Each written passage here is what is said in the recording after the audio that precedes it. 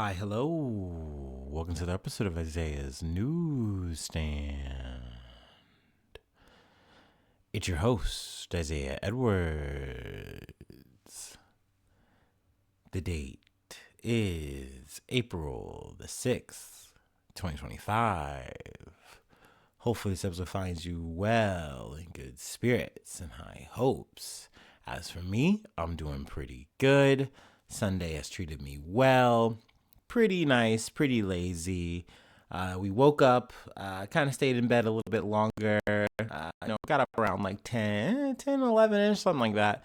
Then, we wind up going to the store, as is tradition. I will say the nice thing about all this dieting that I've been doing, the grocery bill has been kind of nice. It's definitely flattened things out. So that's appreciated, at least for now. But after groceries, we, dropped everything off. Then we went to the gym. I've been trying, to not go as hard, at least right now on the weekend, because, I've been sore, just kind of feeling it a little bit. So I'm just like, yeah, let's try to take it a little bit easier.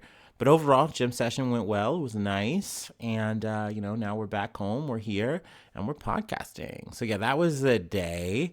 Last night, it was definitely a chill affair. We didn't do much. But I do have a food corner. I know it's been a long time since we've actually gotten to an honest to blog food corner. So, we did some pizza.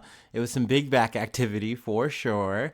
I had a rewards thing from Domino's. So I essentially just got a free medium 2-topping pizza, which was sausage and pineapple. And apparently they have this newer Parmesan stuffed crust. So I was like, okay, good time to be back in the game. Let's go. Let's go ahead and get this. So went ahead, picked it up. I added some onions and some banana peppers just cause why not? And then, a little bit of sauce on top, spice it up a little bit. And I gotta say, the pizza was good. It was solid. And in some ways, it was good to be back eating like that. Granted, back in the day, back before all the dieting and whatnot, I was eating like 2 medium pizzas, like clearing them. Nope, not any real problem. I would say though, after this, I like had this like food mania. Like it felt so weird. Like it was almost like the super spins. It was crazy. I felt like I was Morgan Spurlock from fucking Super Size Me. Like it felt like the pizza was a drug. Immediately finished it. Next thing you know, I was like, yeah, I need to take a nap. And I just immediately fell out, took a nap. Woke up feeling gross. But needless to say, I mean, it was nice to at least have it again, to get back into the swing of it at least for one night. Also, it made me appreciate even more, I guess, the diet I'm on now, because now I can kind of say, hey, it's kind of nice that I'm not eating maybe as much as I used to, because you can definitely just feel the difference. I will say, whether it was food guilt, whether it was just not having anything else to really do for the night, we did do a second gym session, so that was cool.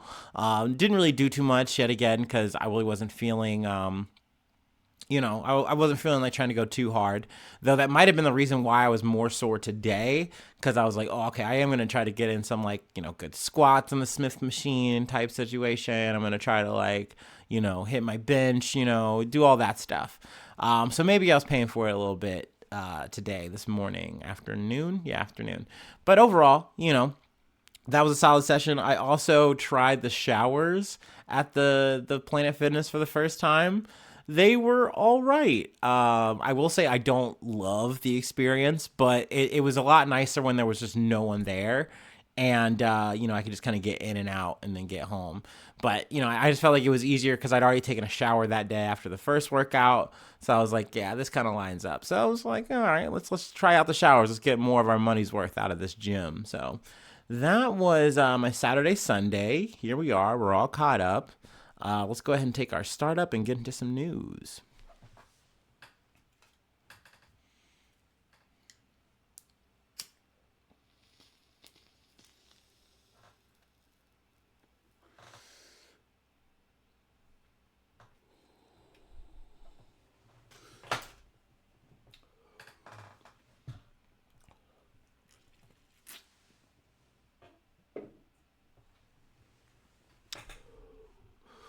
Ooh.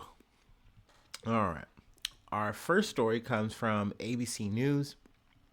18 dead as significant severe weather, flash flooding tear through parts of the U.S. Relentless, life threatening weather conditions continued into Sunday across multiple states, including the threat of severe flooding in Memphis, Tennessee, and Little Rock, Arkansas, and tornado watches in Louisiana, Alabama, Georgia, and Florida. Since Wednesday, at least 18 people have died amid the outbreak of severe weather, including a 9-year-old boy in Kentucky who was swept away by floodwaters as he walked to a bus stop, and several people killed in southwestern Tennessee after a strong EF3 tornado ripped through the city of Selmer. The Arkansas Division of Emergency Management confirmed the state's first storm-related death, a 5-year-old child found in the home of Southwest Little Rock. The agency did not provide any other details of the child's death, but said it was related to ongoing severe weather in Arkansas. In Missouri, a 16-year-old firefighter responding to a reported water rescue died in a vehicle crash in Beaufort, about 60 miles west of St. Louis, according to the Beaufort-Leslie Fire Protection District and a Missouri State Highway Patrol crash report. The firefighter was identified as Chevy Gall. Now, there's a lot more details, about just everything kind of going on, throughout the U.S., throughout these affected areas. I didn't want to get too in the weeds covering them, but I just want to make a mention of it. I've mentioned, earlier, previous episode, like, okay, it's been raining a lot, and that's, mopey, that's no fun. But it's a shame, too, that the weather has ratcheted up in such a way that, people have lost their lives. It's always unfortunate to find out about and to wind up, covering. So, obviously, my thoughts and condolences to, everyone going through it, not just, the people who lost their lives, obviously, and the families, but, just having to survive stuff like that. It's always a traumatic thing, literally having your life turned upside down, and, you got to pick up all the pieces and figure out what to do next. So, obviously, it's very unfortunate, very sad. But let's go ahead and move on to our next story. Some protests have been kind of whipping up across the nation. From NPR, nationwide hands-off protests erupt against Trump and Musk. Demonstrators gathered across the country on Saturday, many animated by differing issues, but united in opposition to the Trump administration with the single message, hands off. Organizers said more than 1,300 hands-off rallies of varying sizes took place on Saturday. Since President Trump took office in January, various protests have taken place against his administration's plans and policies, from the mass firing of federal workers to immigration raids to the involvement of, billionaire Elon Musk in the federal government. Saturday's protests appeared to be the most widespread to date of Trump's term. There are so many issues, said Kelly Laird from Rockville, Maryland, who attended a rally in Washington, D.C. on Saturday. They're coming after education, coming after healthcare, coming after the arts, coming after the press. These protests took place all over the nation. I know the Washington, D.C. one got a lot of coverage. They mentioned Boston, mentioned North Carolina. I know that there were some people squatted up in Cincinnati. So, in so many ways, it's good to see this. It's good to see people coming out and saying, like, we're not okay with this. And, this isn't a new phenomena. People have been doing this, since Trump has gotten elected, post-inauguration. People have been out. People have been at it. People are very upset. And honestly, this administration is just giving them more of a reason to get upset. Because I think it's just, especially with the tariff stuff, I feel like people are feeling the sting pretty much immediately now. There's no way to really kind of say, oh, no, like this, everything's fine. Everything's hunky-dory. I'm fine with who I voted for. Or I like the way things are. Like, you see that, no, things are not the way they should be, and they're probably only going to get worse. So, I know that in some ways people can just be like, well, this doesn't mean anything. It's just a photo op, yada, yada. But at the end of the day, I do think that this carries weight. And I think the more it happens, the bigger the volume, I think it has more of an effect. So, hopefully, we'll see more change and not just, people out, protesting, but actually, disaffecting, people in power. But I mean, we'll see. We will see. That being said, regardless, it is good to see the solidarity at the very least. It's at least good that people are coming out and saying like, hey, you're not alone in this feeling that you have, and showing that to the world, showing that to, the people in their, community as well. So, that's all good. That's all good to see and hear. So yeah, I wanted to talk about that. And now we have one more thing that I wanted to cover before we close out. It's a bit of a shorter episode today. Yeah, before we get to it, let's go ahead and take our last break. Yeah. Yeah, see?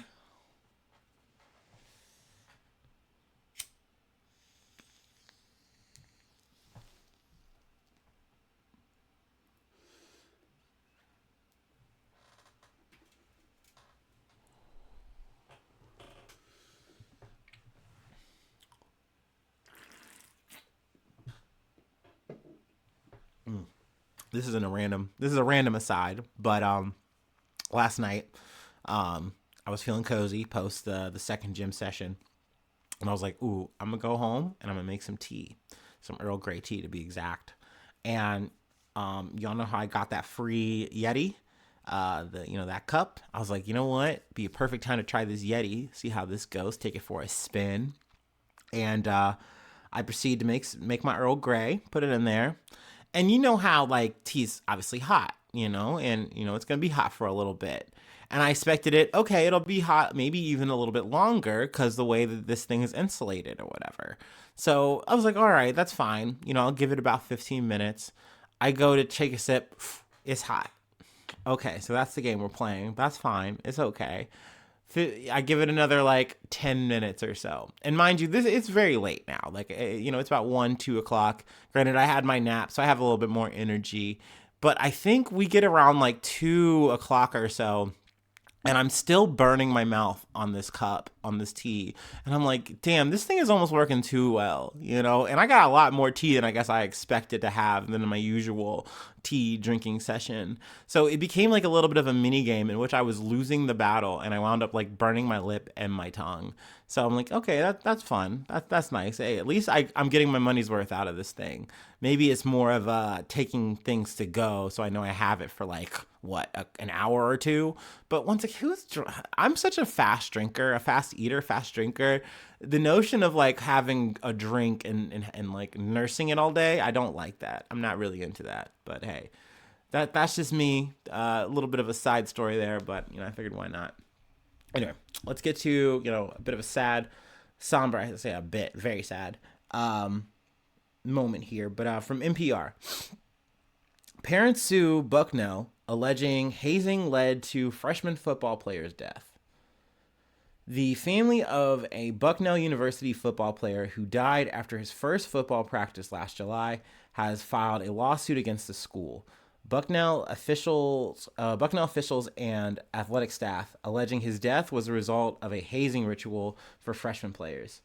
Calvin C.J. Dickey, 18, was doing up downs with his teammates in the Louisville, Pennsylvania schools Pasucci, I think it's Pasucci, team center in July 10th, 2024, when he collapsed. According to the lawsuit that was filed by the Court of Common Pleas in Philadelphia County on Wednesday. Dickey died 2 days later after being treated at a hospital for a high heart rate before being diagnosed with exercise collapse associated with sickle cell trait, rhabdomyolysis, and acute renal failure, according to an autopsy report issued by Montour County and obtained by NPR. Rhabdomyolysis, also called rhabdo, is a condition when proteins and electrolytes from damaged muscle tissue are released into the bloodstream, straining the kidneys. Doctors warn that sickle cell trait, an inherited blood disorder, can be fatal when coupled with rhabdo. In the lawsuit, Dickey's parents, Calvin Dickey Sr. and Nicole Dickey, and their attorney, Mike Caspino, say Bucknell athletic trainers and coaches knew their son had sickle cell trait and failed to take the steps necessary to ensure precautions were in place to prevent harm. They say they want the school and athletic staff to take accountability for his death and provide a full account of what happened leading up to it. I'm going to scroll ahead here. Dickey arrived at Bucknell on the morning of July 10th, 2024, where he was set to attend a team meeting, to meet with medical staff, have a walkthrough, practice outdoors, and to go to Pasucci Team Center Gym for a light workout with no weights in the afternoon, according to the lawsuit. Once in the weight room, Dickey and other players were told to do the up-downs, an exercise where a person quickly goes down to the ground in the form of a push-up and stands back up as a form of punishment because some of the freshman athletes messed up on some drills, the lawsuit says.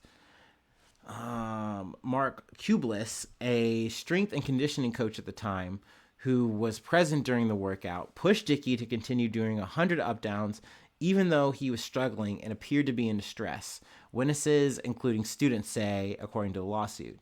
And an athletic trainer was not present during the workout as required by the NCAA protocols, the lawsuit says. So I feel like that last part is definitely very damning for the school. And I would also say Kublis here too, because essentially you're the person in charge here. It is known that Dickey has this situation, with sickle cell. So you need to be careful, and not just with him. Like I would say this whole class, like this is very important that you're very mindful of the rigors you're putting these kids through. And essentially they just threw that out the window. They said, nope, we're just going to do business as usual. It's also worth noting too, that this is something that specifically the freshmen had to do, as if you're like breaking them in. And I'm kind of just using different verbiage here, but really what you are doing is a form of hazing. Maybe it's not as traditional as like the hazing that kind of gets made like headlines where it's like, oh, you're teased or like you're, abused in a certain kind of way that seems or looks more malicious. But at the end of the day, you're running these freshmen through extra activity that they don't need to do. And you're not giving them any kind of real breaks. You're not looking after them. And essentially you're just running them into the dirt. And then what happens here? Well, someone like Dickey, he winds up losing his life for this. And it could have been completely avoided. He was completely fine the day before, everything leading up to it. And then next thing you know, he is, on the ground. And the next thing you know, he's in the hospital. I think they said his weight, he was 350 at the time of the incident. And then I think by the time he was in the hospital and they weighed him again, he was down to 291 from everything that had wound up happening to him up until that point. Let me see here. The suit alleges it is an annual rite of passage for freshmen to perform intense, rigorous exercises that more senior players are not required to perform. No purpose is served other than gratuitous cruelty. Each must perform or be benched for or cut for CJ that proved fatal.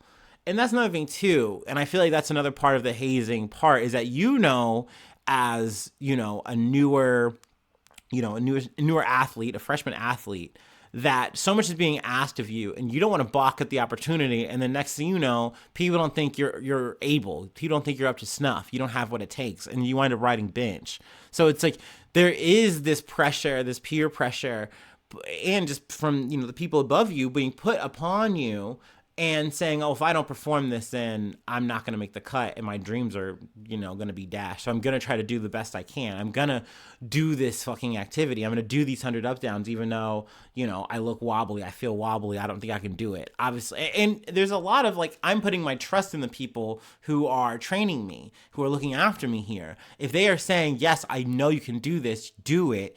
I'm going to believe them. I want to believe them. And in this situation, it cost CJ his life. So that's where I understand that, yes, there's something criminal here. And the fact that Bucknell, the school, is just refusing to actually accept any onus on this. They're like, it's just really sad. It's just really unfortunate.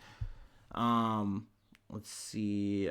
3 months after Dickey's death, another freshman offensive lineman suffered rhabdomyosis following one of Kublis's abusive conditioning sessions. The lawsuit also alleges that player survived but suffered serious injury. There's a pattern here.